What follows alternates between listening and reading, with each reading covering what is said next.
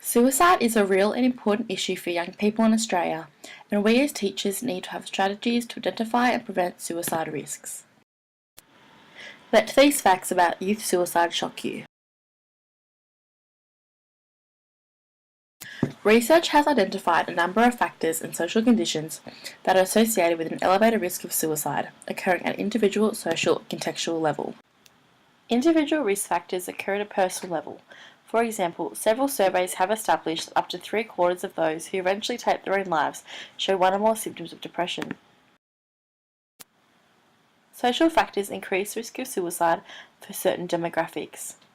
For the 22 young people who committed suicide in 2014, 14 experienced social problems and exclusion. Contextual risk factors concern the broader life environment of the young person. For example, there is a strong relationship between suicide risk and remote location, with young people 33% more likely to commit suicide living in rural areas. Caregivers to these high-risk groups, including teachers, should implement strategies to protect and reduce the likelihood of suicide occurring. Protective risk factors are at the opposite end of the suicide risk continuum, as they reduce the risk of suicide and improve a young person's ability to cope with challenges. Emotional well-being and confidence to seek help are key. Also, research shows that being female reduces the risk of suicide, as males are more likely to partake in suicide behaviour.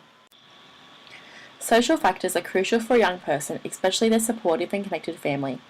In 2015, almost half of the victims of suicide were experiencing family trauma and difficulty.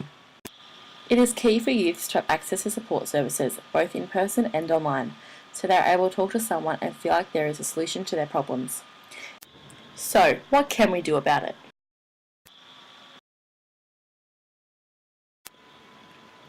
Universal interventions aim to increase student understanding and recognition of key factors contributing to suicidal behaviour in themselves and others, and giving them the knowledge and tools to seek help. Selective intervention targets groups in the school community that are high risk. Gatekeeper training is a nationally recommended initiative that aims to develop the capability and skills of teachers and school staff to identify and respond to the students that are at risk. Indicated interventions are focused on the individual that has been identified as at risk of suicide, reducing their risk factors and promoting the protective factors. Safety planning is one mechanism for helping students that are having suicidal thoughts or feelings. Warning signs are indications that a person is seriously thinking about and perhaps planning to take their own life. It should be taken very seriously by teachers. Teachers see students every day and are well placed to identify the changes in student behaviour. Don't dismiss or ignore the warning signs. Tipping points are circumstances that may influence a person's decision to take their own life. Teachers should keep an ear out for any significant change in a student's life so they can monitor the impact it is having on the individual.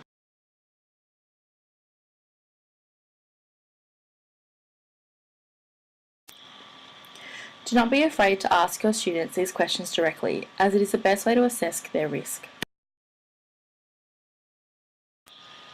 If you think a young person is at risk of suicide, Headspace recommend you or an appropriate staff member take these actions.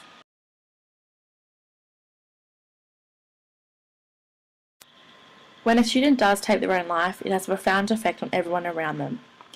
Many websites have toolkits and resources available to schools that helps them through the challenging time. Check out these further resources for more information about helping and preventing youth suicide.